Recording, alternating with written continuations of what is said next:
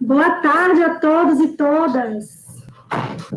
Estamos aqui no nosso Café com Ideias, com o nosso ilustre doutor da Universidade de Brasília, professor Gerson Moll, que é presidente da Sociedade Brasileira de Ensino de Química. Professor Gerson Moll, ele tem doutorado em Química pela Universidade de Brasília, pós-doutorado na Universidade de Aveiro, Portugal, e é professor do Instituto de Química da UNB. Seja bem-vindo, professor. Agradeço imensamente, em nome da Univasse, em nome de todos os estudantes de pós-graduação e graduação da área de ciências, pedagogia, educação, que estão aqui presentes nesse momento, e também aos professores que estão participando. Tá bom? Quero mandar um abraço para a professora Rafaela Rocha, da Universidade do Estado da Bahia, que já está aí com a gente, o professor Vanderlei Fome, da Unipampa, a professora Leonese, da Univasse, que está lá em Florianópolis, cursando doutorado. Temos uma turma aqui muito boa. Seja bem-vindo, professor. Obrigado, Gisele. É um prazer estar aqui com vocês, falar um pouco do meu trabalho, o que eu faço, das coisas que eu acredito. A gente vai falar de inclusão e eu sempre tento deixar claro que inclusão, para mim, é um princípio. A gente pode até apontar, e na discussão surgem, dificuldades, coisas que deveriam acontecer e ainda não acontecem, problemas, mas eu acho que é uma meta, é um caminho. E a gente está trilhando esse caminho. Talvez não com a velocidade, com a rapidez que a gente deseje, A gente gostaria que as coisas fossem mais fáceis e mais tranquilas, mas a vida não é assim, E para a inclusão, as pessoas, sabem o quanto é difícil. Então, a gente trabalha na perspectiva de avançar, e eu acho que é sobre isso que a gente vai falar, É sobre isso que eu gostaria de passar um pouco da minha experiência, dos meus aprendizados, na perspectiva de que essa comunidade, que é cada vez maior, de pessoas preocupadas com a inclusão, se fortaleça e que a gente consiga trabalhar para chegar no mundo em que, como eu sempre falo, as pessoas olham o currículo da gente, Está na moda olhar currículo agora, checar se o doutorado é de verdade, essas coisas todas. Olha e fala, mas por que esse povo estava falando de inclusão, O que é isso? Eu espero que isso, em pouco tempo, se torne coisa do passado. Que a gente tem uma escola, e eu falo de escola no sentido bem amplo, desde a educação pré-escolas, ensino fundamental, até a universidade, até a pós-graduação, que seja realmente para todos, e que a gente não tenha que ficar falando em inclusão, tem que incluir, adaptar. Que isso seja algo normal. Qualquer pessoa, qualquer aluno, chegue na educação básica, no ensino médio, no ensino superior e se sinta parte do todo, que seja realmente para todos. É isso que eu espero. Gerson, nós sabemos que você tem uma ampla experiência em produção bibliográfica na área de inclusão, principalmente com pessoas cegas, trabalhando também com a educação química. E como é que você pode dizer para a gente como é que você adentrou nessa área da inclusão? O que foi que te motivou? Tá.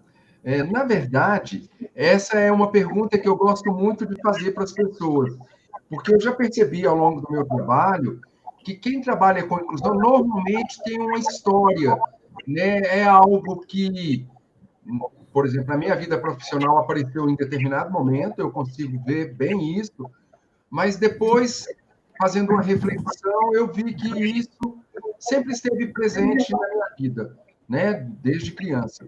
Deixa eu até fazer uma propaganda que não era a intenção, não, desse livro, O Ensino de Química na Escola Inclusiva.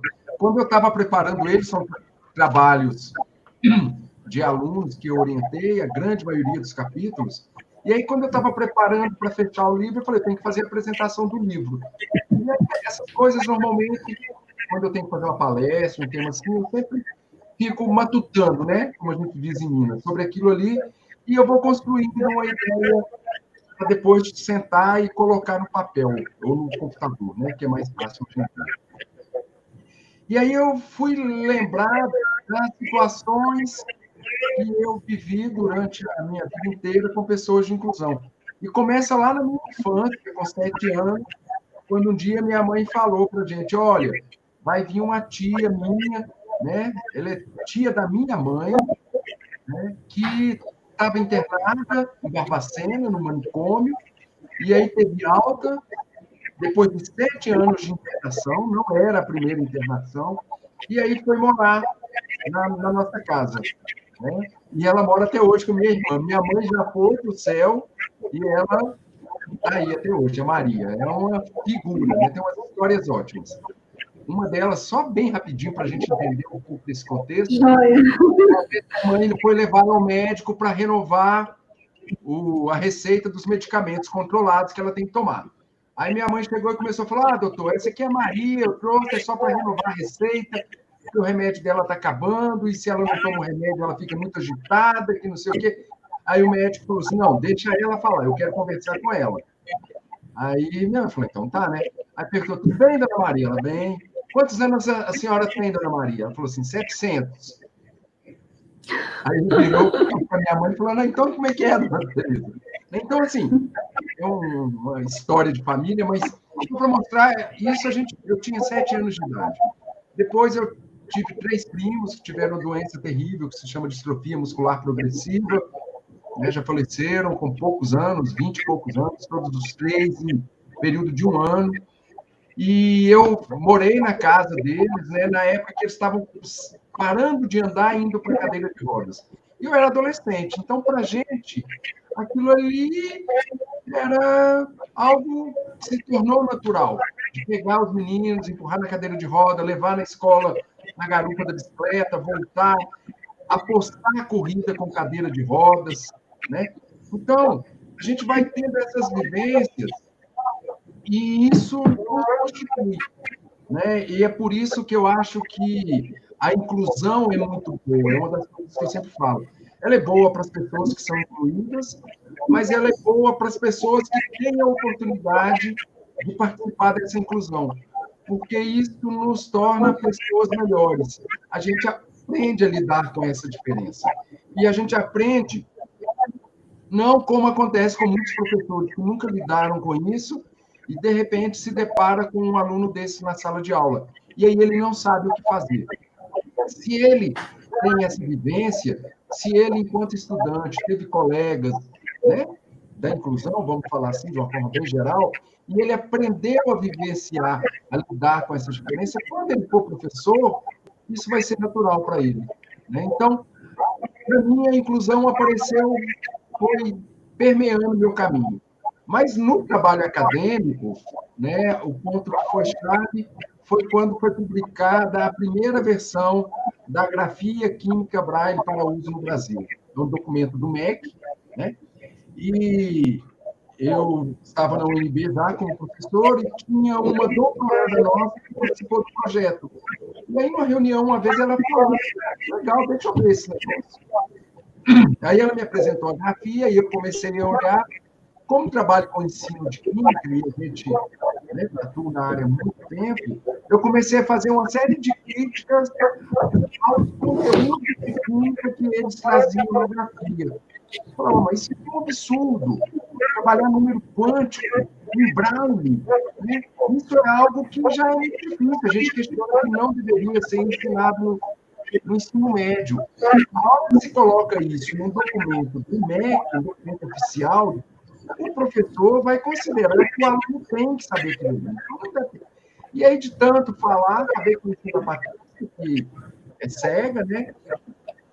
Tinha coordenado o trabalho, e a gente se aproximou e mandamos o trabalho para a SBT, que teve em Salvador. E daí a gente começou um trabalho de adaptação do livro didático da gente, o Química Cidadã, para Braille, né? Que é um trabalho exaustivo, não é como você pegar um texto em inglês no computador e mandar ele converter em português ou vice-versa, né? Há que se fazer muitos ajustes, né? E a gente começou a trabalhar com isso. Eu pedi 2 bolsas de iniciação científica e fui contemplado, aí tive 2 alunos. A gente chamou alguns alunos do ensino médio, na verdade, eles estavam no 9º ano, né? Eles iam para o ensino médio no ano seguinte, e a gente começou a desenvolver um trabalho de aproximação e de adaptação do livro para Braille. E isso foi entrando na minha vida profissional de um jeito que eu fui deixando outras coisas de lado. E, atualmente, praticamente todos os meus alunos, os meus orientandos da pós-graduação, trabalham com inclusão. Não só com deficiências intelectuais, né, que por muito tempo eu sempre foquei muito nisso, mas chega um momento que há uma necessidade de expandir, porque há outras demandas e a gente vê que a gente pode contribuir também. E é um desafio muito grande, né? Porque cada deficiência tem suas especificidades, independente da deficiência, cada indivíduo tem suas especificidades, né? Porque o indivíduo é um complexo gigantesco, é um ser em várias dimensões, que tem temperamento específico, né? Tem uma carga genética, tem um meio cultural onde ele vive, né? Tem suas opiniões políticas e tal. Então, é bem delicado. Professor, a gente está vivendo um momento bem complexo dessa pandemia, enfrentando medos, né? E a educação também está bem abalada. Algumas pessoas estão apostando no ensino remoto, outras ainda estão em discussão. Como é que vocês, na UNB, estão vendo essa questão do ensino remoto? Já tem alguma iniciativa ou ainda está em discussão? Hoje eu recebi do grupo, né, do Instituto de Química, a resolução que foi aprovada no CEP, que é o Conselho de Ensino, Pesquisa e Extensão, que normatiza as questões acadêmicas na universidade. Mas eu não tive o tempo de ler o documento, salvei aqui, mas não abri. Eu saí de uma reunião agora, correndo, para buscar uma água, um café e sentar aqui e conversar com vocês. Que ótimo. A universidade está sinalizando que a gente tem que achar formas para fazer esse ensino remoto. Né? A gente sabe que não estamos em condições ainda de voltar para a sala de aula, como a gente sempre gostou e a gente sempre esteve, né, no contato direto com os alunos. Eu trabalho com disciplinas que a gente não sabe como resolver, porque tem disciplina de laboratório, que é o aluno na bancada e a gente do lado fazendo os experimentos. Nesse momento não dá para fazer isso como a gente fazia, a gente tem que achar algum meio termo aí. Dou aula também de estágio, que o aluno vai para a universidade, conversa com a gente numa aula uma vez por semana, 2 horas, e depois ele vai para a escola ter contato com os alunos. Não dá para ele fazer nenhuma das duas coisas, né? Então, a universidade tem uma comissão, aprovou um documento ontem ou hoje, que encaminhou para a gente, discutindo como é que a gente retoma. Primeiro, a distância, né? Aqui em Brasília, o governador disse que em agosto já deve liberar para as escolas terem aula normal aí, né? Seguindo orientações, cuidados, mas termos aula presencial. Quando ele diz isso, não quer dizer que a gente vai ter que fazer isso, mas o que a gente sabe é que a gente tem que retomar as atividades, não sabe muito bem como. Essa questão do ensino à distância, que já é algo bem antigo, mas há muita deficiência, né? E no nosso caso, por exemplo, a universidade, provavelmente a resolução que ela soltou, ela aborda essa questão. A gente tem muitos alunos que não têm acesso à internet de qualidade. Então, não dá para a gente considerar que vai dar aula em casa, no meu computador, como eu estou fazendo aqui, participando de reuniões e tudo mais, e que o meu aluno do outro lado vai estar sentado num espaço de estudo, né? Isso aqui é o meu espaço de estudo, de trabalho, mas eu tenho esse privilégio. A maioria dos alunos não tem isso, né? Tem casas em que se tem computador, é um só para a família inteira, né? Não tem um espaço adequado para o aluno falar, ó, fecha a porta porque agora eu tenho aula, né? Tem irmão menor, irmão maior, tem pai, mãe, avô. Então, nem todos os alunos vão ter condições de fazer isso. E a universidade tem que subsidiar, dar condições para esses alunos poderem participar dessas atividades. Então, o que eu posso dizer com relação a isso é que a gente vai fazer, mas a gente não sabe muito bem como. Principalmente, como sanar questões como de atividades experimentais, de estágio, né, que o aluno deveria ir para a escola, talvez não vá, talvez esses alunos possam, e aí a gente começa a levantar possibilidades. Esses alunos possam ofertar mini cursos, oficinas para os alunos da educação básica de forma não presencial, mas todos terão condições de fazer isso? A universidade vai dar condições, né? O aluno que não tem um computador em casa. Na universidade, a gente tem laboratório de informática, mas para ele sair da casa dele, esse aluno, normalmente é aluno que mora mais distante. Vai ter que pegar 1, 2 ônibus, ir para lá, assistir a aula ali no laboratório, sair, voltar, e em casa ele tem pai, mãe, ele mesmo pode ter alguma comorbidade, avós, idosos, né? É uma situação muito complexa. No nosso caso, né, a gente tem discutido também, trabalha com inclusão, essas pessoas, para elas, essas dificuldades tendem a se potencializar, né? Como é que a gente lida com esses alunos da inclusão nesse contexto, né? É um desafio maior do que o desafio que a gente tem, que já é lidar com eles, lidar com todas essas diferenças na sala de aula, né? Então, assim, eu sei te dizer que há boas intenções, a gente quer fazer e está buscando caminhos, mas a gente não sabe muito bem ainda, vamos ser sinceros. Como acontece na questão da inclusão também, né? Verdade. Aqui no Univasf nós também estamos em discussão, né? De uma certa maneira, a gente está discutindo inclusão também, né? Porque à medida que a gente implementa algo sem fazer um estudo sobre as funções das pessoas, a gente acaba excluindo parte da população, né? Como você sabe, eu trabalho com autistas, né? Com pesquisas nessa área de autismo e educação. E as pessoas, as famílias dos autistas estão respondendo de formas muito diversas. Enquanto algumas mães estão passando por maus bocados, porque as terapias estão suspensas, estão com dificuldade de pegar os remédios controlados, fazer as consultas dos filhos, outras estão tendo mais oportunidade de estar em casa com os filhos, estão conseguindo fazer atividades divertidas, elas gravam vídeo e enviam para a gente, é muito legal nesse sentido, mas é muito difícil no outro sentido, né? Porque tem autistas, eles se incomodam muito com mudança de rotina, e esse isolamento está trazendo uma mudança de rotina gigantesca, assim. Então, são inúmeros problemas. Existem formas, nesse período de isolamento, da gente explorar o ensino de ciências? O que é que você poderia indicar para que as famílias, os professores que estão dando aula pelo computador de forma remota, como é que eles podem explorar? Porque o ensino de ciências é muito, não só o saber, mas também o saber fazer, né? Sim, a gente faz experimentos, trabalha com modelagem, né? A gente gosta de explorar muitas coisas, muitas metodologias. E quais dicas você poderia dar para a gente, né? Como é que a gente pode explorar isso nesse momento? Ok. Só para voltando à questão que você colocou antes, dos autistas, da mudança de rotina, uma das coisas que eu acho muito interessante na inclusão é que eu digo que a inclusão obrigou a escola, o professor, o sistema, a ver que há diferenças na sala de aula. Porque antes da inclusão mais formal, né, LDB, Constituição e tudo mais, em que poucos desses alunos iam para a escola, era comum nós, professores, eu me incluo também, né, também sou professor e estou aprendendo ainda, tem muita coisa que fazer, a gente sempre, eu falo que a gente considera um estereótipo de aluno.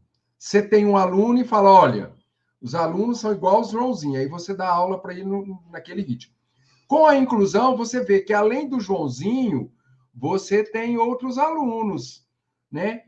Que podem não enxergar, que podem não ouvir, que podem ser autistas e não aguentar ficar sentado o tempo inteiro na cadeira e por aí afora. Então, uma das coisas que eu acho interessante da inclusão é que ela escancara a diversidade na sala de aula, né? A sala de aula sempre foi diversa, mas essa diversidade foi muitas vezes, por muito tempo, ignorada, no sentido de que a escola se colocava de um jeito e quem não desse conta de acompanhar, saía, né? Foi reprovado 3 vezes na primeira série, ninguém queria saber se tinha um problema de visão, nada. Ganhava o título de burro, ia embora e a escola continuava normal. A inclusão fala, opa, não é bem assim, vocês têm que se adequar para a situação desse aluno, porque Se ele não enxerga, o professor não pode copiar toda a matéria no quadro e esperar que ele, né, faça como os demais alunos. Então, a inclusão leva isso para a sala de aula. No caso do ensino de ciências, e aí, como eu disse, né, eu estou no Instituto de Química e a gente está tendo que repensar essas coisas. O que a gente já vem fazendo por causa da inclusão, porque essa inclusão, ela já chegou na universidade, é uma das coisas que eu sempre falo, né? Antes a gente falava muito para os nossos alunos da licenciatura quando forem ter alunos da inclusão.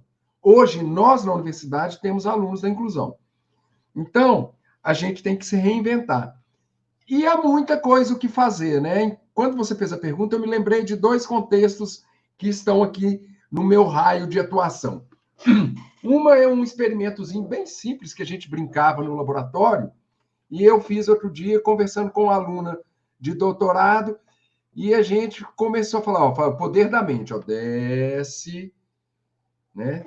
Sobe,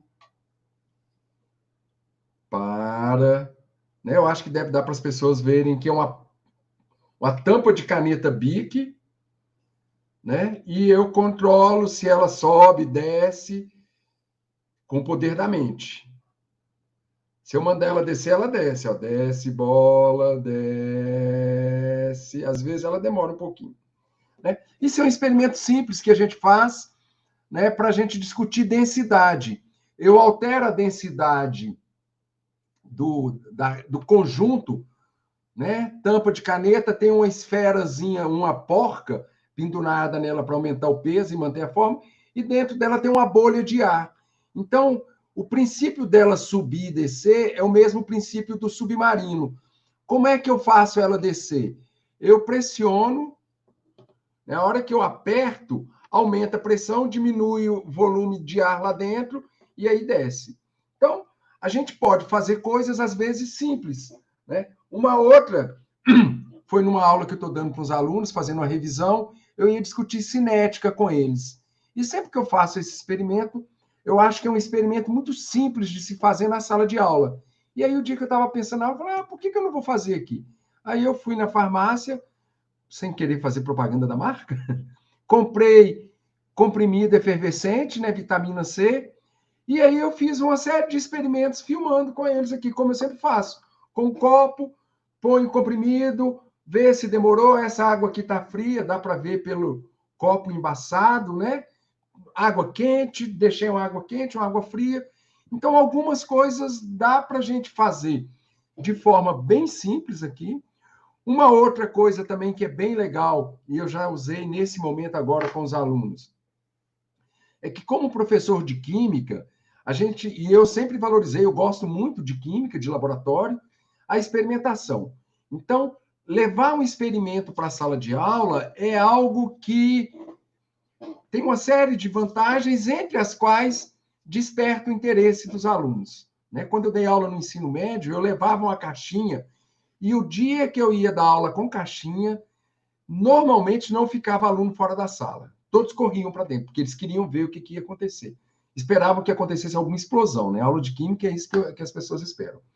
Mas o que eu queria dizer é que algumas coisas a gente pode fazer fácil e outras, né, a gente encontra disponível. Tem um experimento que eu acho muito legal, porque eu fiz no ensino médio, que é colocar um pedaço de sódio metálico na água e ver a reação, que é muito violenta, e termina com uma explosão. Aí eu faço com os alunos, coloco um pedacinho bem pequenininho.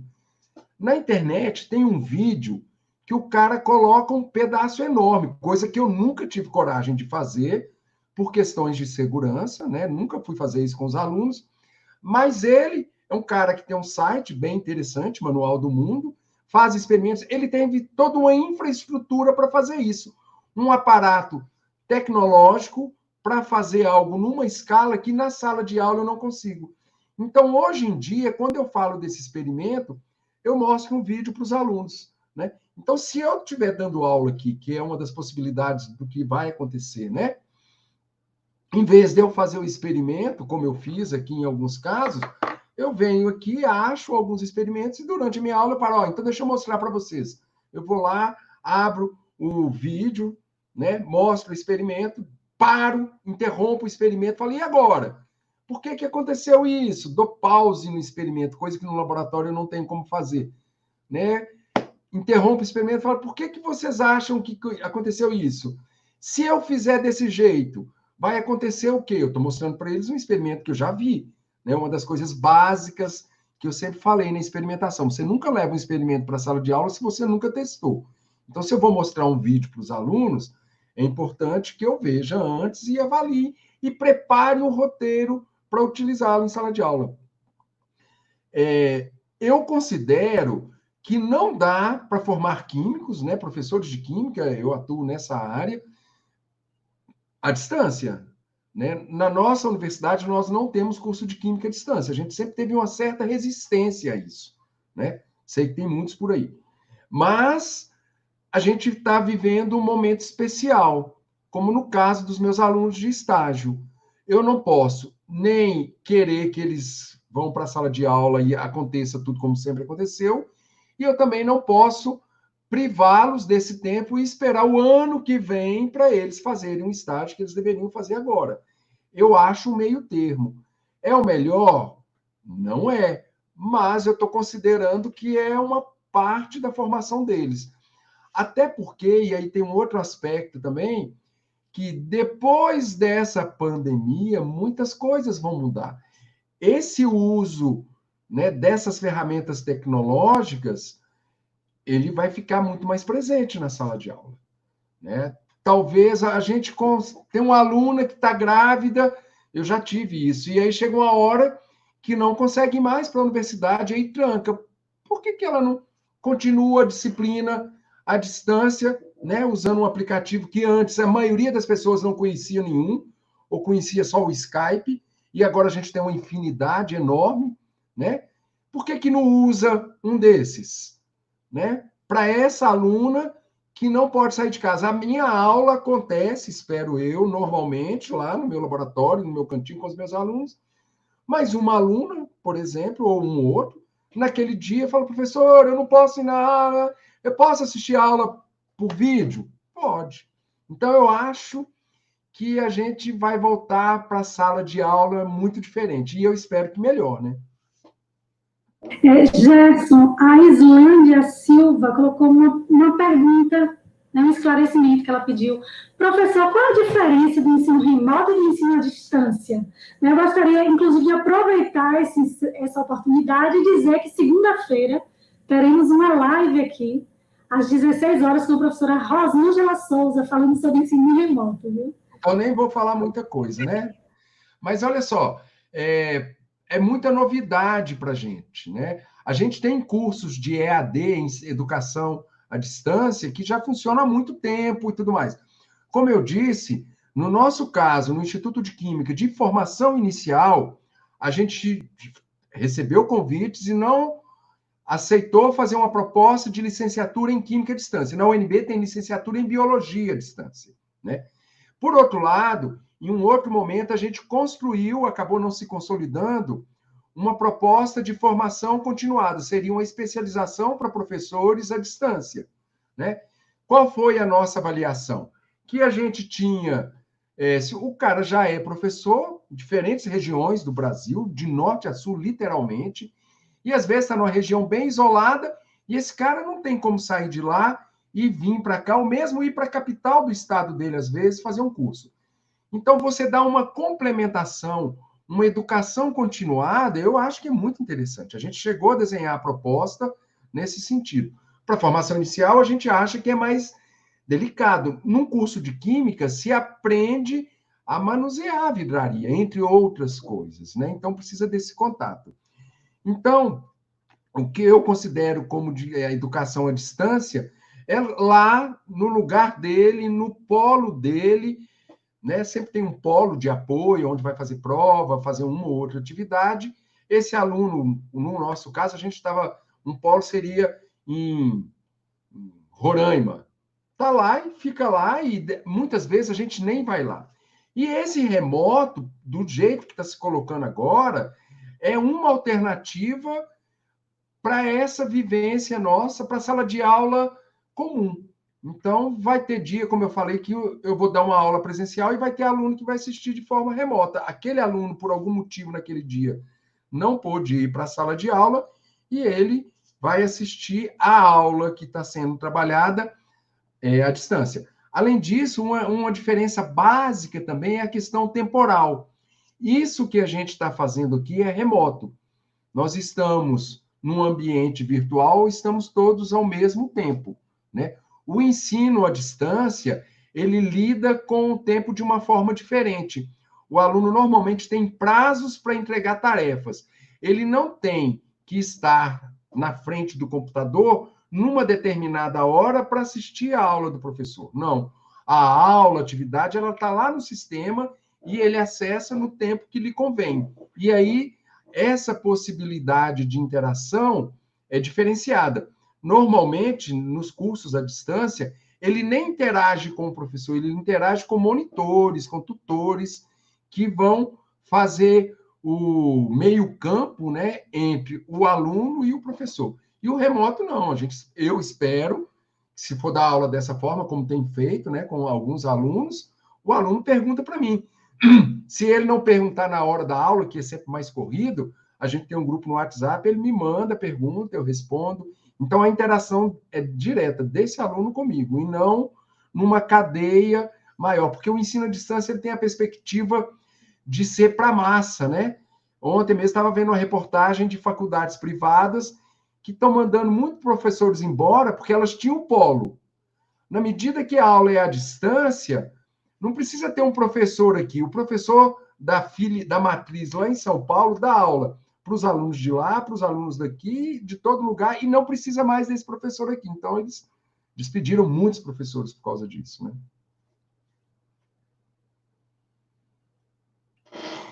Seu microfone está fechado, Gisele.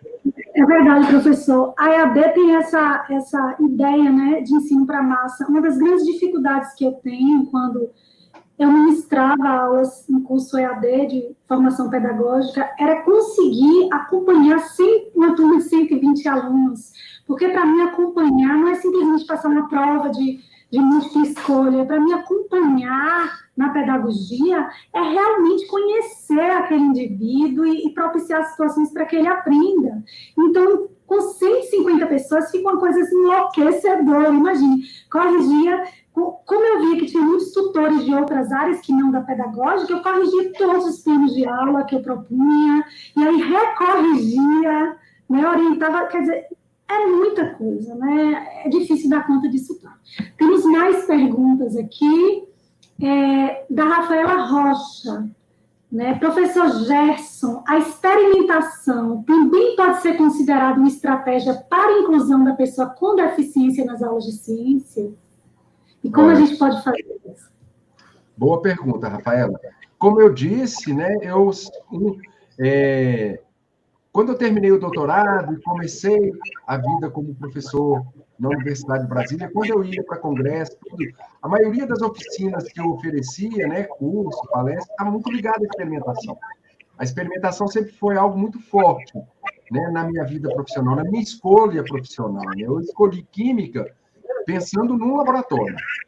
E aí, quando ele me apresenta a sala de aula, eu vou para a sala de aula, mas com o pé no laboratório. Então, a experimentação ela tem um papel muito importante no ensino de ciências. E aí, quando eu comecei a trabalhar com inclusão, principalmente, como eu já disse, com pessoas com deficiência visual, e até hoje atuo muito nessa área, mas como é que um cego vai ver um espelho? Né? Uma das questões, o cego pode ser químico? Pode. Ele não vai ver o experimento, ele pode aprender e se apropriar do experimento, dos conceitos que a gente quer trabalhar a partir dali, porque normalmente a experimentação ela tem o objetivo ou de facilitar o desenvolvimento da aprendizagem de um conceito, ou de facilitar a aprendizagem de uma técnica. Essa questão da técnica está muito ligada com a educação superior, que eu estou formando químicos. Na educação básica, técnica, né, é uma formação propedêutica. Então, ele não tem que aprender a fazer titulação. Ele vai aprender os conceitos que estão por trás ali. E aí, uma pergunta que eu sempre fiz é a seguinte: esse experimento, eu tenho um aluno cego na minha sala. Esse experimento é muito importante para esse aluno cego? A resposta pode ser sim ou não, né? Se a resposta for sim, então ele tem que ir para o laboratório e desenvolver o experimento com os colegas. Se a resposta for não, aí eu faço uma outra pergunta. Se não é importante para esse aluno, para que eu estou dando esse experimento para os outros alunos? Né? Se não é importante para o aluno cego, também não é importante para os outros.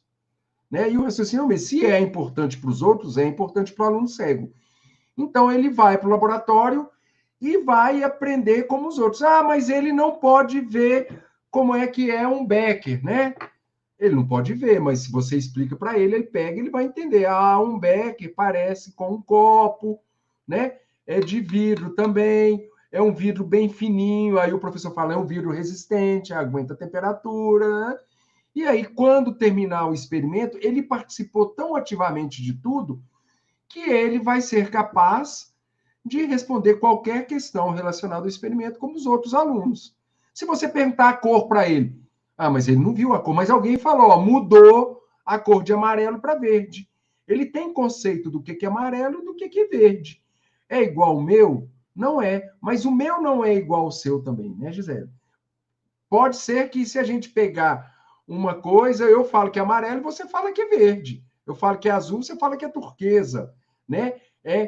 Isso são aprendizados. A gente se apropria, né? E a gente está vendo a mesma coisa. Ele não viu, mas ele sabe, porque foi dito para ele na aula que, ó, era verde, ficou amarelo. Então, tá? De que cor que mudou? Se todos os alunos souberem responder, ele também sabe responder. Então, a experimentação, se ela for importante para o aprendizado do aluno, é importante que todos, inclusive os alunos da inclusão.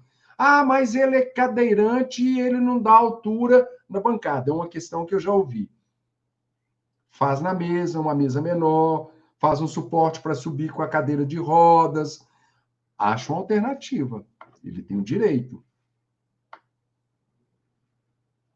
Excelente. Quando a gente fala de inclusão, a gente fala de sensibilidade, né? Tentar entender o outro, pela visão do outro, pelo jeito de ser do outro, né? O outro a partir do outro, e não a partir somente da nossa opinião, do nosso olhar, né? É legal isso. A Islândia perguntou outra questão que é bem interessante aqui, sobre avaliação. Professor, no ensino remoto, como a gente vai avaliar esses alunos no sentido inclusivo, né? Como é que a gente trabalha com isso, nessa avaliação? A inclusão, ela é uma linha paralela à linha do desafio, né? São sempre novos desafios. Quando a gente fala de inclusão, depende muito de onde, qual o contexto, qual é o aluno, o que a gente espera desse aluno. E a avaliação, ela deve ser pensada nisso também, né? Como é que, o que eu espero desse aluno? Né? Se eu tenho um aluno com síndrome de Down, por exemplo, eu falo de síndrome de Down porque eu já convivi, né, com pessoas, já trabalhei com pessoas no laboratório de química, ensinando alguns conceitos, alguns experimentos para pessoa de síndrome de Down. O que eu espero dela? Então, eu vou avaliar em função disso, porque as pessoas muitas vezes acham que a inclusão ela é impossível, porque o aluno, né, se eu penso no aluno com síndrome de Down, ele não vai chegar no mesmo nível de aprendizado dos outros alunos. Mas entre os outros alunos, não vão todos chegar no mesmo nível de aprendizado. Né? E a gente estipula o que a gente espera. Para esse aluno, talvez, e com muita frequência, eu vou ter que estipular algo diferente. Agora, e aí é uma coisa que eu defendo também, o que eu tenho que esperar é que, ao final do meu processo inclusivo, todos cresçam. Né? Se eu fiz um experimento e tinha na turma um aluno com síndrome de Down, né, eu espero que ele também tenha aprendido com aquele experimento, mesmo que ele não tenha aprendido tudo tanto quanto os demais, mas ele também aprendeu. Então, a avaliação ela tem que ver o crescimento individual. Né? É muito difícil a gente falar disso para professor que tem 7 turmas de 40 alunos. Aí nada como uma prova que você dá certo, errado e soma os números e diz se aprendeu ou não aprendeu, né? Mas a gente tem que ter uma visão mais flexível de avaliação e entender que, embora a gente tenha essa tendência de massificar, é muito necessário, né, que eu perceba essas nuances, essas diferenças, essas particularidades. Então, a hora que eu pegar, né, falando do aluno cego, eu não posso querer dar uma prova impressa para ele que ele faça do mesmo jeito. Ah, vai ter que fazer em braille? Tá. Dá para fazer tudo em braille? Não dá. Então, eu vou ter que adaptar essa prova, eu vou ter que cobrar de uma forma diferente. E aí, eu vou procurar avaliar o conceito e não um detalhe ali, a cor, por exemplo. Né? Imagina se eu dou uma prova e peço para o aluno marcar um X na cor que virou o indicador. Né? Como é que eu adapto isso para uma pessoa cega? Eu vou ter que escrever, vou ter que falar a cor.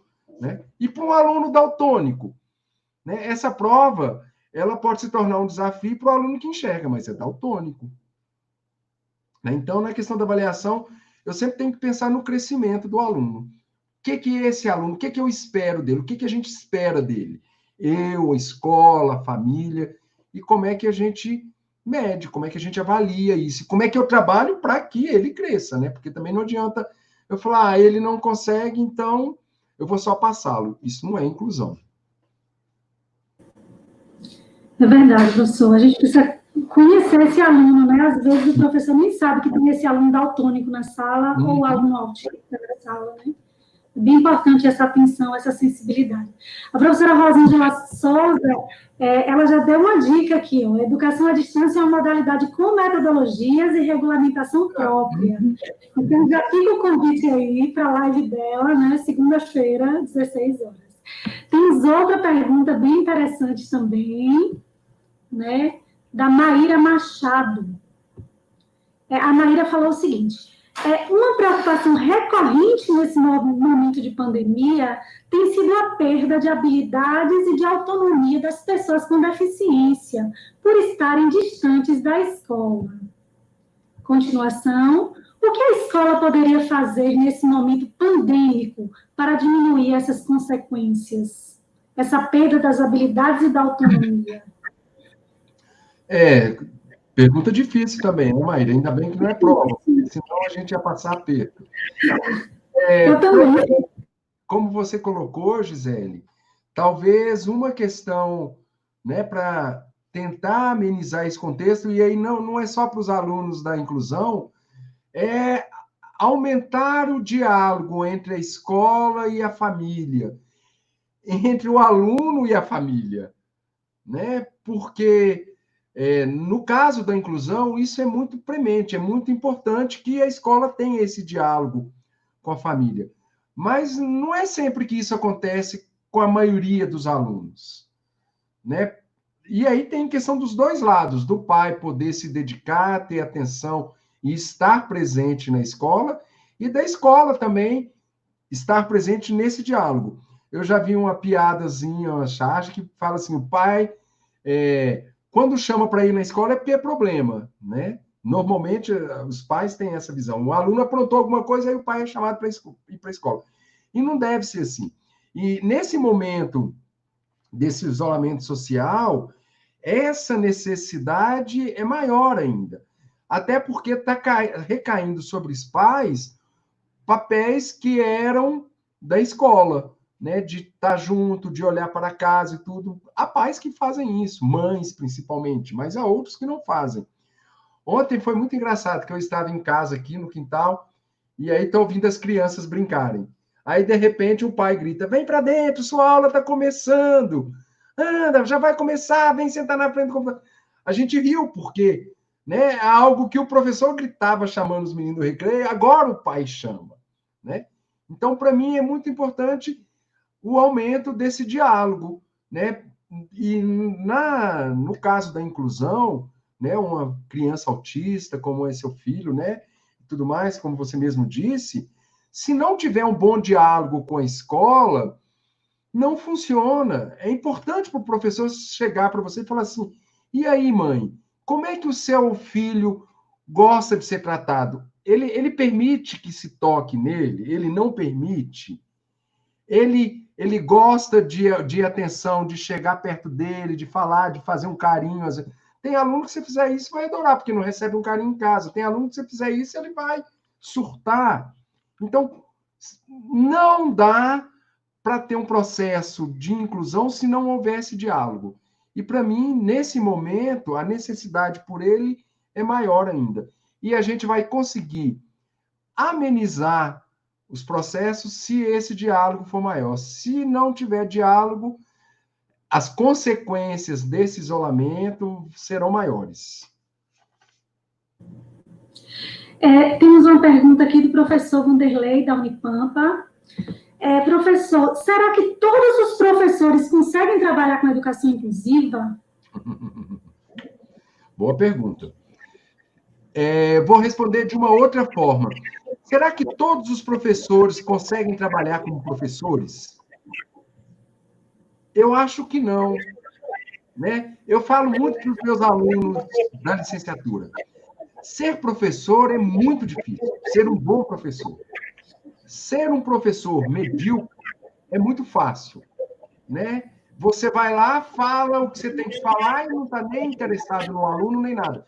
Do seu ponto de vista, você deu a sua aula e, se o aluno aprendeu ou não aprendeu, é o problema dele. Essa é uma visão antiga, não é a visão que a gente compartilha, né? Então, para a inclusão, isso é mais forte ainda. Um bom professor é um professor que está preocupado com a inclusão de todos os alunos, não só os alunos da inclusão. Ele tem uma sala de aula normal, que todo mundo anda, corre, vê, fala, ouve, mas ele está preocupado com a aprendizagem de todos? Se ele está preocupado, ele é um bom professor, se ele trabalha para isso, né? A inclusão não é fácil, não é elementar. A gente escreve um monte de coisa, tem trabalhos e tudo, mas não tem nenhuma receita pronta de faça isso e acabaram os seus problemas, né? Uma receita tabajara, né? Como acontece para a sala de aula, né? Ser um bom professor numa sala de aula comum, que não haja alunos da inclusão, já é difícil. Com o aluno da inclusão, o desafio aumenta um pouco. Então, o bom professor, ele vai ter que dar um passo para chegar nesse passo de bom professor inclusivo. Quem não é um bom professor, não vai ser um bom professor da inclusão. Os desafios são maiores, eu tenho clareza disso. Gente, aproveitando, vou informar que teremos uma live com o professor Vanderlei Fomer no dia 22 desse mês, às 18 horas, falando sobre estilos de aprendizagem versus estilos de ensinagem, né? Então, ele vai discutir bastante essa questão aí do professor, né? E essa relação com o aluno. Temos outra questão aqui bem legal do próprio professor Vanderlei, eu estou curiosa, viu? Professor Gerson, o senhor já orientou algum estagiário com deficiência? E como foi essa experiência? Legal, boa pergunta. Por muito tempo, eu falei da inclusão assim, meus alunos da licenciatura, olha, quando vocês estiverem lá na sala de aula, um aluno cego, um aluno surdo e tudo mais, vocês têm que fazer isso, aquilo e tudo mais. Porque eu estava na universidade, onde praticamente não tinham esses alunos, e principalmente no curso de Química, né? Normalmente eles são desestimulados. Mas aí eu comecei a viajar falando sobre isso, aí conheci gente no Mato Grosso do Sul, no Acre, no Paraná, São Paulo, alunos de Química cego. Aí você fala, opa, peraí, é possível, né? Mas sempre lá longe. E aí, há um tempo atrás, uma colega minha falou, olha, tem uma aluna no curso de Química Industrial que é baixa visão. Falei, é mesmo? Caramba, aqui na UNB é agora, né? Aí corri lá na secretaria, consegui o contato dela e pedi alguém para dar um recado para ela, né? Vem conversar comigo. Aí ela foi conversar comigo. Falei, olha, eu trabalho com ensino de Química para deficientes visuais, me disseram que você tem uma coisa, blá, blá, blá. Aí falou, professor, eu tenho uma deficiência visual mesmo, mas eu ainda enxergo.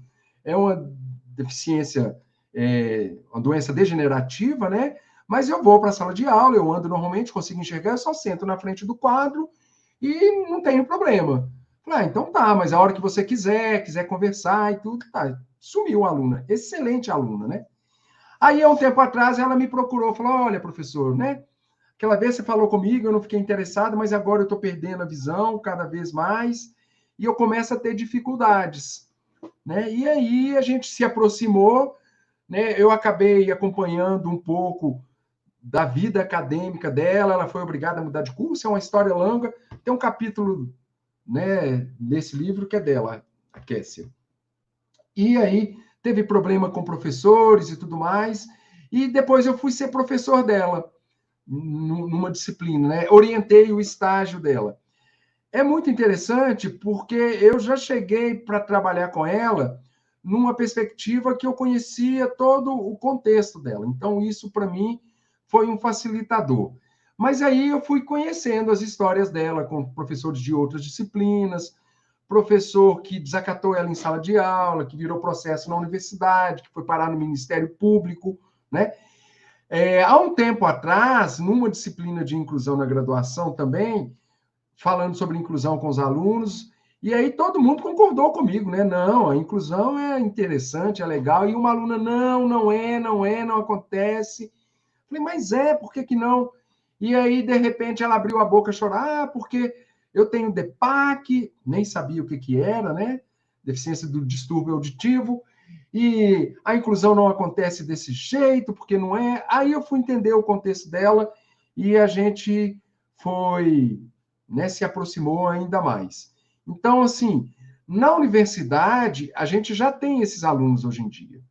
Então, o que antes a gente falava à distância, agora a gente vivencia.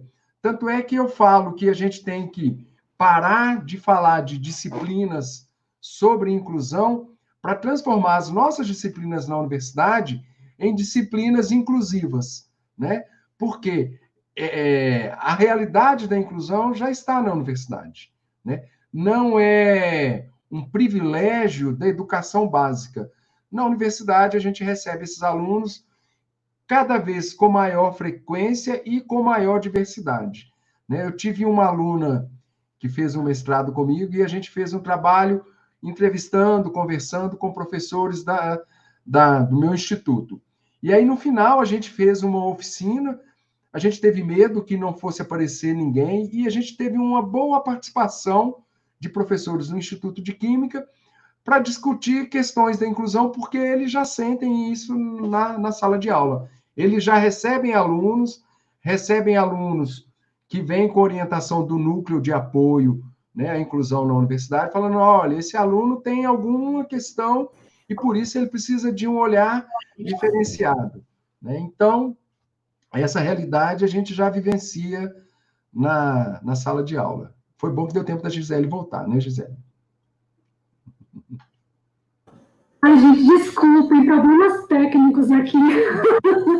Quando a gente lida com tecnologia, a gente lida com incertezas, né? Então, temos que estar preparados para acontecer tudo. Professor, tem outras perguntas interessantes. A gente não quer que você vá embora. Dá para ficar mais um pouco? Dá para ficar mais um pouco.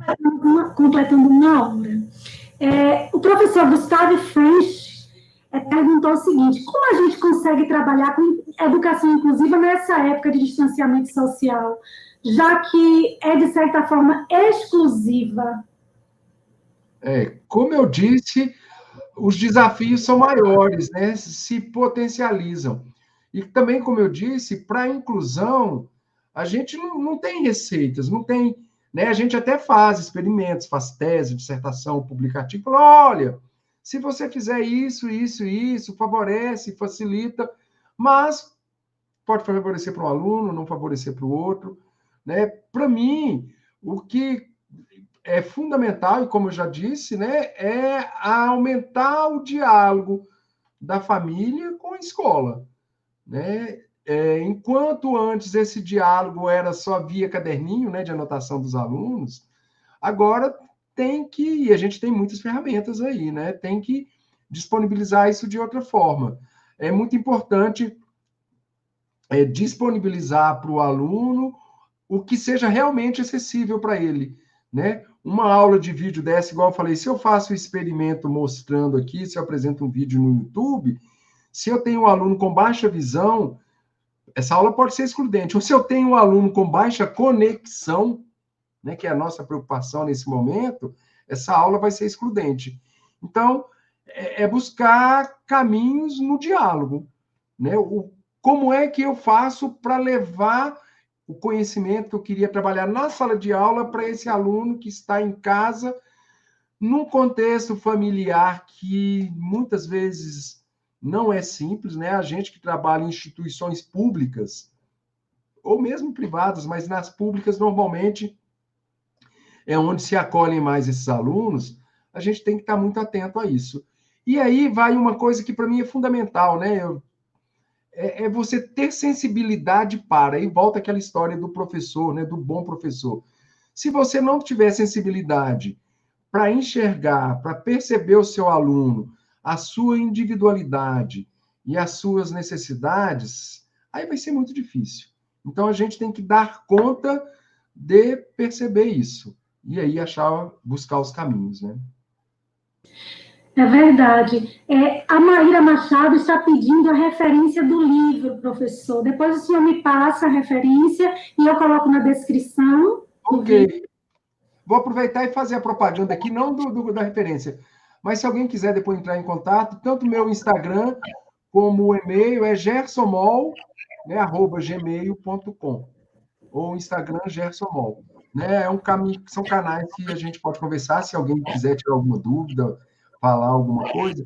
O tempo aqui dessas coisas normalmente é pequeno. Eu só vejo que tem muita pergunta aqui, eu nem dou conta de ler, porque senão eu perco o meu foco. É verdade. A Islânia disse que ela tem alunos com problemas de déficit de atenção, com autismo, né, com várias questões. O senhor sugere alguma atividade ou avaliação específica nesse ensino remoto para esses alunos que têm déficit de atenção, autismo? Um aluno com déficit de atenção, muitas vezes, a aula para ele já é um tormento, né? Ele dá conta de ficar ali sentado, uma aula atrás da outra, já é difícil, né? Então, assim, tem que pensar em atividades que sejam mais dinâmicas, mais curtas e tudo mais. Há um tempo atrás, eu participei da banca de um aluno que trabalhou com alunos com déficit de atenção e hiperatividade.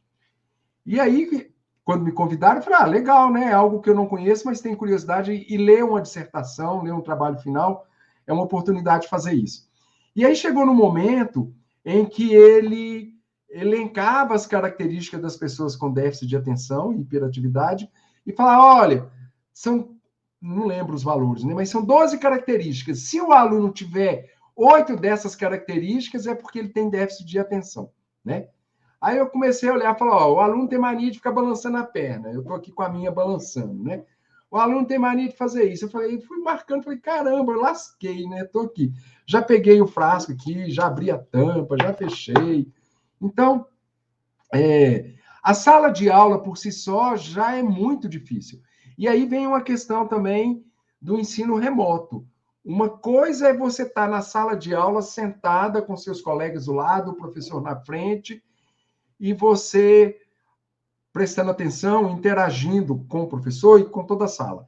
À distância, esperar que um aluno fique sentadinho na frente de um computador só ouvindo a professora, olha, é querer demais de qualquer ser humano, né? Então, assim, tem que se perceber que o tempo é outro. Não dá para eu querer dar a mesma aula que eu dava presencialmente, simplesmente na frente do computador, né? O espaço é outro. Meus alunos não estão na minha sala de aula comigo ali para eu olhar, para eu, né, interagir, para eu ver se alguém não está prestando atenção. Então, eu tenho que pensar em atividades, em questões que sejam mais dinâmicas, mais simples, e, como sempre, na vida do professor, né? E avaliando e testando. É uma coisa que a gente defende, que a gente fala muito, né, da questão do professor reflexivo. A gente sempre tem que estar olhando a nossa prática docente de forma crítica. A gente não pode achar que dá uma ótima aula, está tudo bem, e no ano que vem eu vou fazer igual. Você tem que parar, mas será que deu certo essa atividade? Olha, eu pedi para eles fazerem, metade não fez. Poxa vida, por que será? Né? Será que exigiu algo que eles não tinham? Será que era tempo? Será que era habilidade motora? O que que era? E aí eu repensar para fazer algo que atenda melhor, né? É uma busca constante. Não há receita. Há caminhos a se buscar e se desviar deles depois, se percorrer de novo e por aí afora. Eu super concordo com essa ideia do professor reflexivo, do professor pesquisador. Para mim, é o caminho, né, de formação de um professor.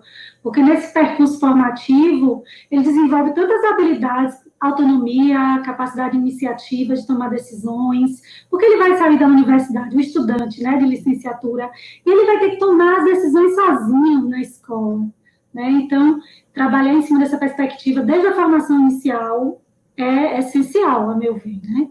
Uhum.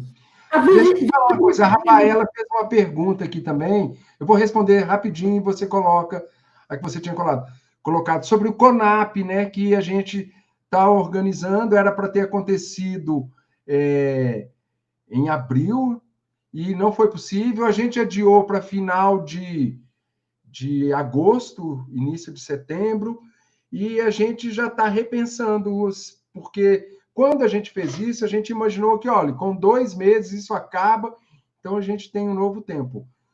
A gente já está precisando sentar novamente e reavaliar. Será que a gente vai conseguir fazer nessa data? Né? A gente tem projeto aprovado da CAPES, da FAPDF, tem dinheiro em conta já para a gente realizar o evento, mas a gente ainda está perdido, né?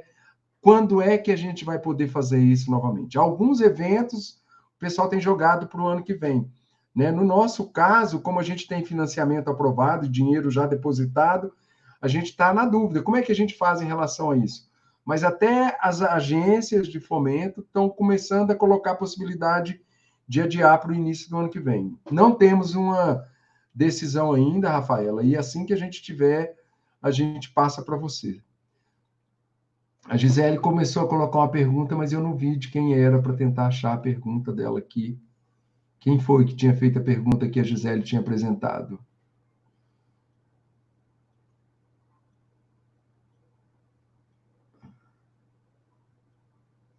Estou vendo se eu acho aqui, mas eu não consegui ler na hora que ela apresentou. Então, vamos ver uma da Joseli aqui. Ó. Um orientador, especialmente no ensino superior, tem um desafio que se torna explícito, o de auxiliar seus orientandos a construir sua autonomia. O senhor tem algum relato nesse sentido? A orientação é um processo muito legal na universidade, no sentido de que você, diferente de uma disciplina que você chega com a ementa, com o programa pronto, com o conteúdo definido, na orientação isso não funciona, é diferente. Eu sempre tive muitos alunos de orientação, tanto de TCC no início, depois na pós-graduação, no mestrado e no doutorado. Provavelmente eu ainda sou, nos 2 programas que eu atuo, né, na UNB, o que tem mais alunos. Né? Quantas vezes abri seleção para 2 alunos no mestrado, aí tinha 3, aí ficam os 3, no doutorado também isso já aconteceu. E uma coisa que eu sempre penso na questão da orientação é que o projeto tem que nascer do aluno. Né? O meu papel é de orientar o aluno na construção de um projeto dele. Né? Já tive muitos alunos que chegavam, principalmente TCC, era muito comum, professor, eu queria fazer alguma coisa, mas eu não tenho nenhuma ideia de projeto. Aí eu falava, não tem problema, eu tenho essa ideia aqui que eu acho que é legal e serve para você. E aí eu dava de presente a ideia para o aluno. Né? E o que eu fui percebendo ao longo do tempo é que essa ideia, que muitas vezes era interessante, era maravilhosa para mim, porque eu achava que aquilo ali ia dar um trabalho muito legal, o aluno não comprava a ideia. Né? Ele não vestia aquela camisa, ele não se sentia entusiasmado com aquela proposta. Então, ele fazia aquilo ali, meio que o professor quer que eu faça e eu vou tentando fazer aqui, empurrar. E aí, com o tempo, eu aprendi que antes de dar uma ideia, é muito importante deixar o aluno se expressar. Às vezes ele está perdido e não sabe o que fazer, mas a partir da fala, da experiência dele, mas você faz o quê? Por que você quer fazer isso? Você trabalha em algum lugar? Você faz estágio, alguma coisa? O que você faz lá? Você faz isso? Por que você não faz alguma coisa próxima disso? Porque se a gente joga água para germinar uma ideia, um projeto dele, a chance dele se empenhar, se dedicar e se envolver é muito maior. E na orientação é fundamental que o aluno se envolva, que ele compre a ideia de fazer aquilo ali porque ele quer fazer. E não algo como acontece com muita frequência em disciplinas, né? Que eu vou fazer isso porque vai cair na prova, porque o professor quer, se eu não fizer esse trabalho que vale 50% da nota, eu vou ser reprovado na disciplina. Não. Na orientação, é fundamental que o aluno compre a ideia. Há casos em que, né, esse ano mesmo, início desse ano, né, começando as aulas ali, antes do início das aulas, tinha uns alunos do ano passado que queriam fazer um trabalho e a gente se propôs a fazer um trabalho para mandar para o ENEC, que é o Encontro Nacional de Ensino de Química. Aí, eu peguei, tinha umas ideias, falei, olha, se vocês quiserem, a gente pode fazer isso, mas eu apresentei a ideia e dei espaço para os alunos se manifestarem e construírem o projeto, e não simplesmente chegar e dar algo pronto. Nossa, vocês têm que fazer isso, isso, isso, isso. Então, ao final, mesmo que muitas vezes a ideia tenha sido minha, eu queria fazer aquilo ali, eu tento trabalhar numa perspectiva deles se encontrarem naquele projeto. Então, em vez de dar uma coisa pronta, eu dou uma ideia e muitas vezes direciono até para chegar onde eu queria. Mas o aluno se sente autor daquilo ali, ele se sente dono da ideia também. E não simplesmente algo que eu apresentei para eles. Né? Então, essa questão de trabalhar a autonomia, eu acho que está muito relacionado com essa possibilidade de dar ao aluno a capacidade de se envolver e comprar a ideia do projeto. Né? Eu estou colocando um negócio aqui para vocês.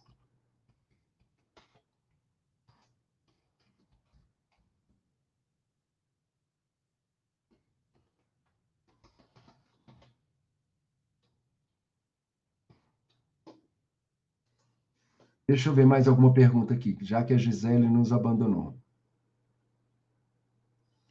A inclusão é evidente no ensino superior, realmente.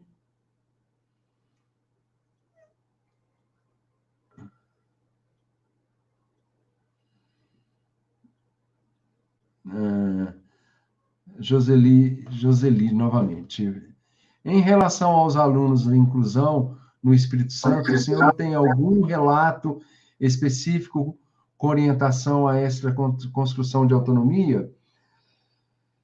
Na verdade, na inclusão, a busca de autonomia ela é permanente, né?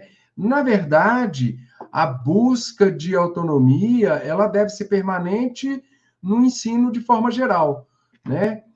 Se a gente olhar, a gente tem aprovado agora uma base nacional comum curricular que ela fala do desenvolvimento de habilidades, de competências que estão associadas a habilidades.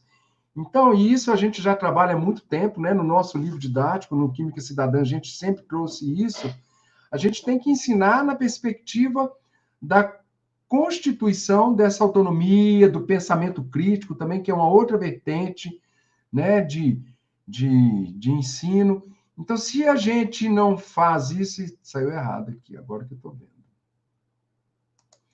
Então, se a gente não trabalha na perspectiva de desenvolver a autonomia, o senso crítico, né?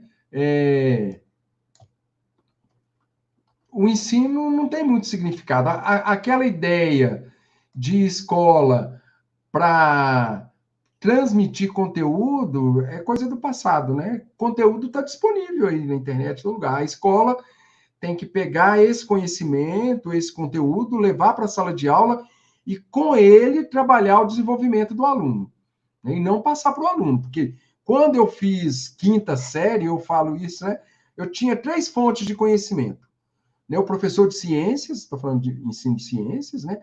O livro didático de ciências e a enciclopédia Barça, que a gente ia na biblioteca municipal de vez em quando fazer pesquisa. Né? Hoje em dia, o conteúdo que o professor sabe, o conteúdo que está no livro, está disponível aí. Aluno chega em sala de aula e pergunta, professor, que ano nasceu Dalton? Eu falei, Ih, Dalton, 1700 e não sei o quê. Aí ele vai lá, põe na internet e fala o ano preciso. Né? Então, não sou eu que vou dar a informação.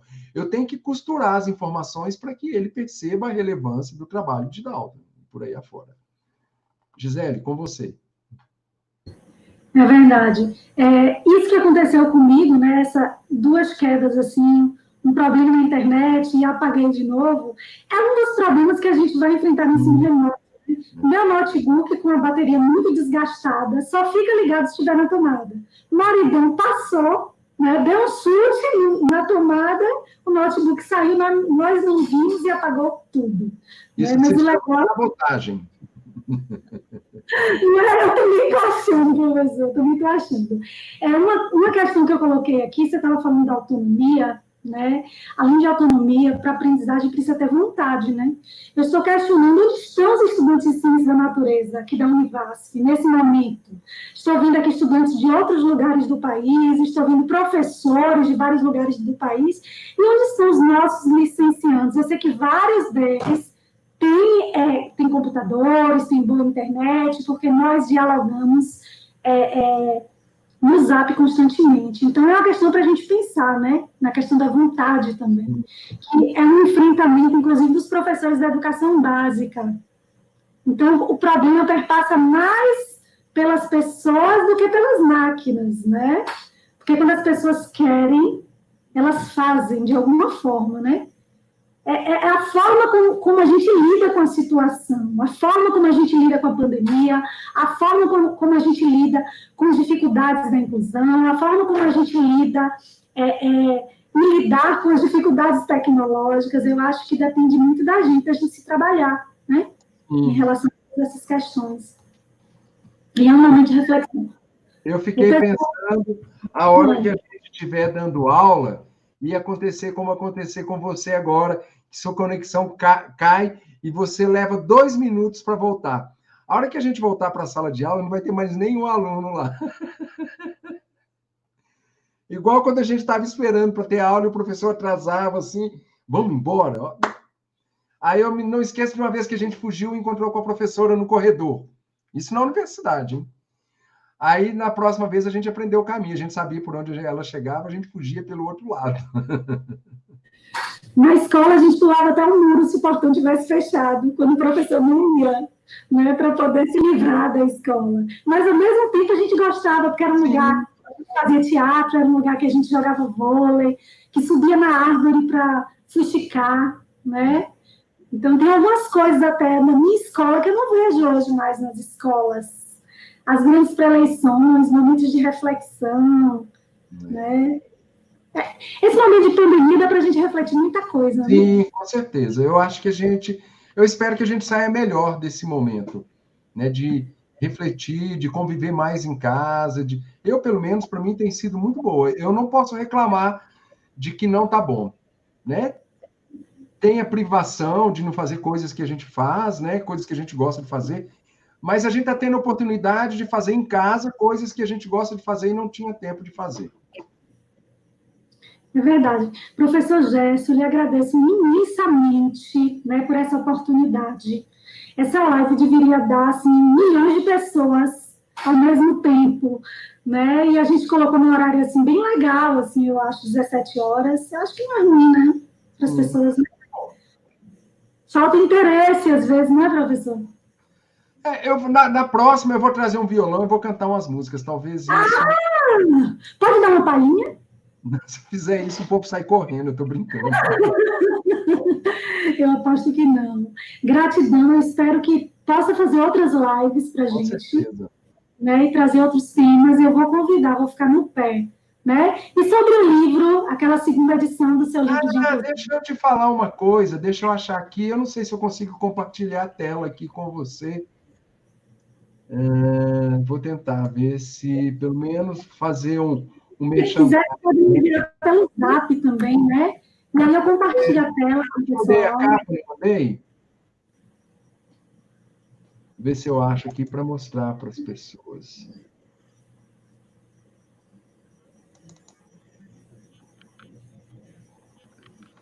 Eu acho que eu consigo compartilhar a tela aqui, ó.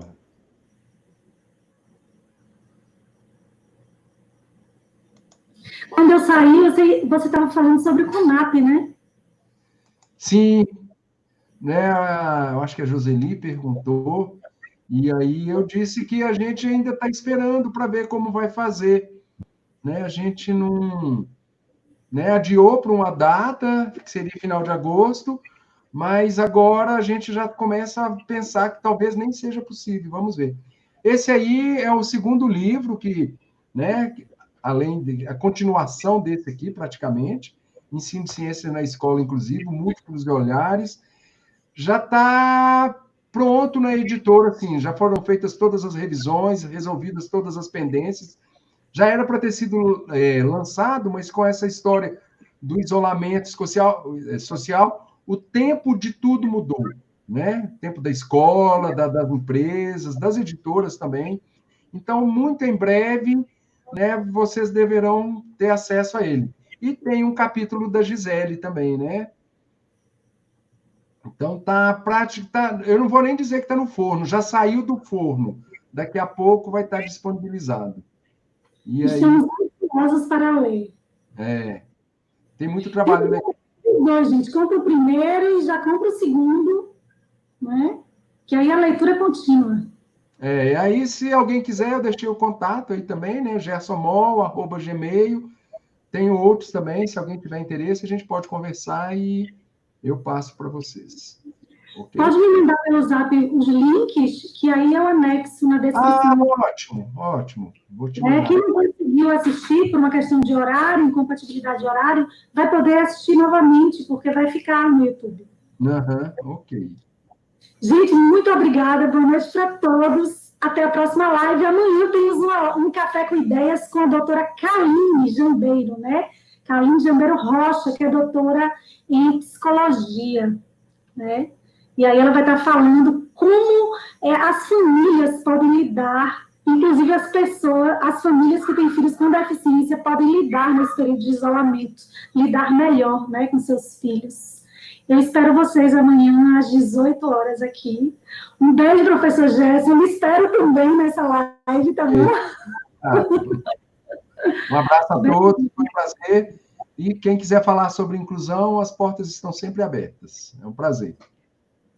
Boa noite a todos. Muito obrigada. Tchau, tchau. Tchau, tchau.